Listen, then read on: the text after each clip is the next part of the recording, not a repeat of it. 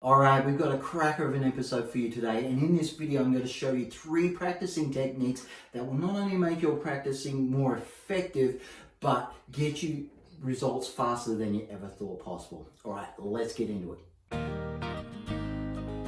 Alright, practicing technique number 1. Playing guitar is challenging, that's a given, but how you think about it will prove whether you can get through those challenges quickly or not.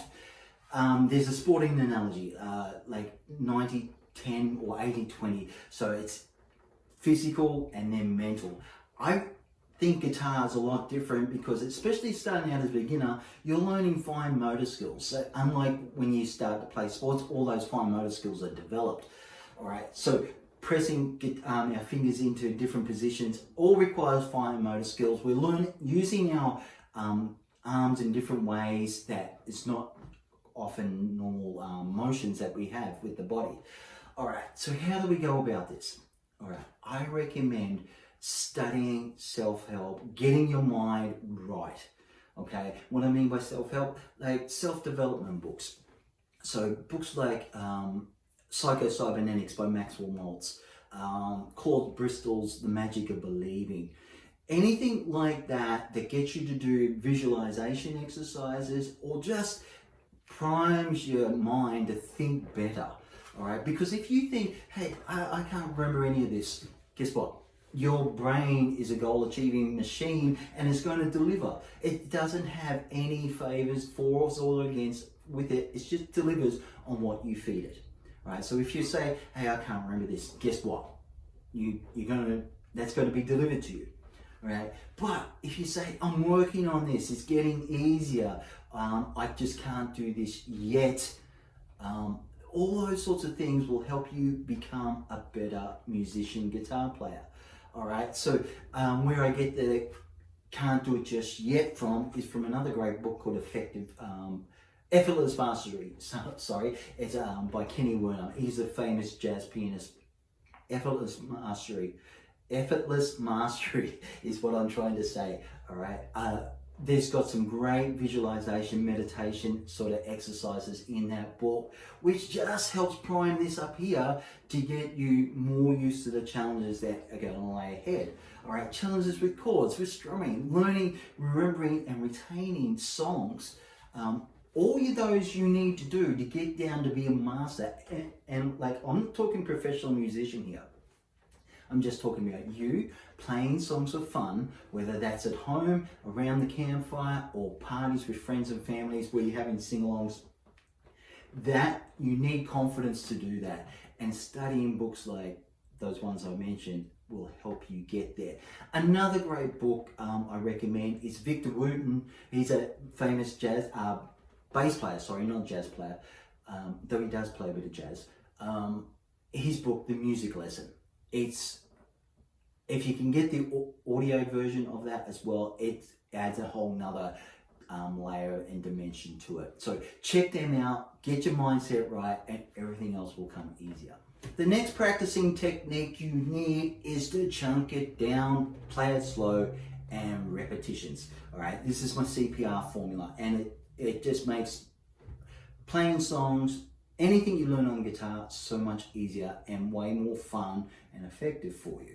All right, what do I mean by chunking it down? So let's say we're learning a great Campfire song like Sweet Child of Mine by Guns N' Roses, right? Just done an acoustic way. And you've got the chorus there where it goes,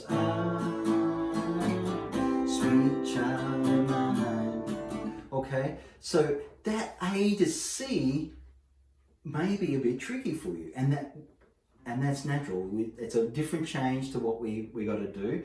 So you may have the D to A down, going well, but we still need to get the A to C, and you may also have the C to D change back to that chord, which is throwing you out at the moment. It's presenting a bit of a challenge. All right, so instead of playing that whole chorus section over and over and over again in its entirety, I recommend just focusing on the things that are stumbling blocks for you. Right. So let's say it's the A to C. So you just sit down and practice that. Just try your best just to get there in your own pace. We're not talking about any rhythm here. We're not talking about any tempo or anything like that. It's just getting this hand to know what it's doing. Alright? Because when you do this, you don't want one finger coming down at separate times. Alright? You don't want that. Right? Because why? Because you're practicing 3 different moves with that. Right? Chord changes are meant to be seamless and quick. Okay? So you just keep working on that. Alright, and I'll cover more of that in a second. But just keep going back and forth. So that's the A to C. If you need the C to D, well, you just do the same thing. Right? Okay? So that's like 2 separate chunks. Right? And then we're going to extend the chunk. Once you're comfortable with that, you got to do the A, C, D as one chunk. So A, C, D. Okay? Right. And then once that's comfortable, you start putting like some time with it. Like so you can either do it 2 ways. You can go A, 2, 3, 4, C, 2, 3, 4, D, 2, 3, 4, D, 2, right? And then put it up with a strum on every beat. 1, 2, 3, 4, 1, 2, 3, 4, 1, 2, 3, 4. Get that comfortable before putting the strumming pattern back in. All right. When you notice here, I'm not practicing a whole song from top to bottom, right? Because there's just so much that can get in the way. And like, if you know the A to C is a problem area for you, you're going to be thinking of that all the way through the song, right? And you get to that point, oh, here it comes, and you, again, it goes back to mindset, and it's gone, and you missed the thing there, and you got to feel down on yourself. So isolate the problem areas. Get comfortable with those before adding it back into the song, and that's what we're going to talk about next.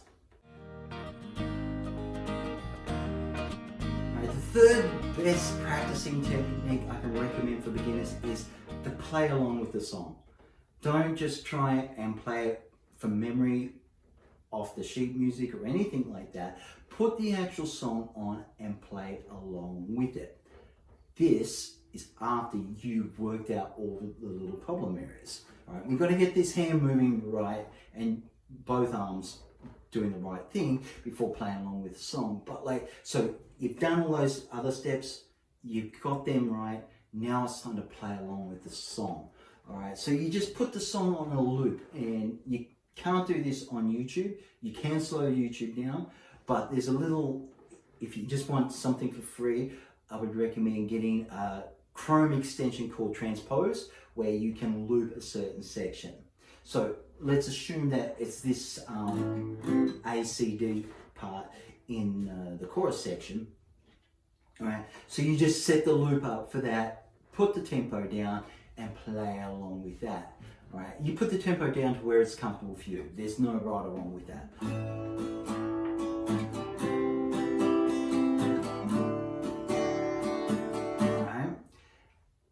Recommend or stress enough to play along with the song. All right, another thing that you can do by playing along with the song, if you've got your loop set up, and like the software program I recommend, and I'm not affiliated with this in any way, is Jam Zone. All right, it's a great little tool. Yes, it is a subscription service. I'll leave that up to you. But I recommend it because you can do a couple of things with it that most slow downers or transpose can't do, and that's you can have your count in looped and then the section of the song that you're working on. All right, so you can just set up count in, like you get your 1, 2, 3, and then can go straight to the chorus. All right, so you can just play along with that. All right, but here's what I recommend is, like, if you just want to try out the A to C part, all right, have the loop set up. It's where it's doing the whole chorus section, but just use what we call target practice. All right, so when that A to C comes around, whether you're still on a single strum with it, getting your chords down, or you worked it up so you got the strumming pattern in. You just wait for that to come around, and that's all you practice. So what would it do there? Like,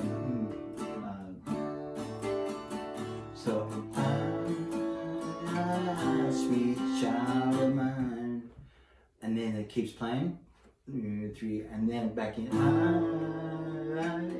sweet child of mine. All right, don't do the D like I just done. All right, so that's just what we call target practice. So the loop's going, and it gives you what we call spaced repetitions.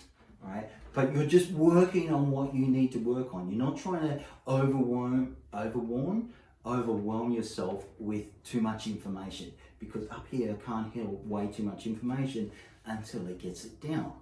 All right.